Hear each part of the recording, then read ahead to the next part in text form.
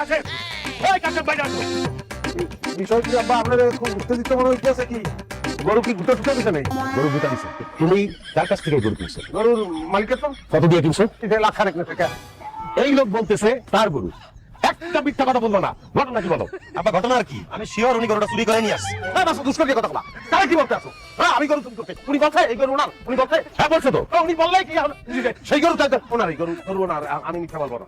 যাই হোক ভাই, আমি তো অস্বীকার তো করি, আমি তো স্বীকার করছি। তা গরুটা আমি আনছি, আমি তো অস্বীকার করলে করতে পারতাম না। কারণ আমার গরু লই যান। তাহলে এই যে আপনি আমার গরুটা আনছেন, আমি হারা গ্রাম খুঁজতে পাই না। দেখছেন আপনি জামাই কি করছে? তুমি এগুলো চুরি করে নাইছো? এই কথা বললো না, আমি যা করছি তোমার জন্যই করছি। আমি কি করবো? আমার কোনো উপায় আছে? আমি দূরে তো দেখলাম যে মাসুদ একটা খাসি লই যাইতেছে। মাসুদ খাসি আনলে আর উপরে থাকতে তো ফোন করবি একটা গরু লাগে। তো এরপরে দেখালে বললাম যে ওই অন্তরা পলাই গেছে। সে সময় তো আমি আব্বাকে প্রস্তাব দিচ্ছি যে আব্বা গরুকে ফিরে দিয়ে না, ফিরে দেবে না, কোরবানি দেবে। হেকালেও আমি বলছি যে গরুটা খোলা কোরবানি নিবে না, আমি কাটানোর চেষ্টা করছি।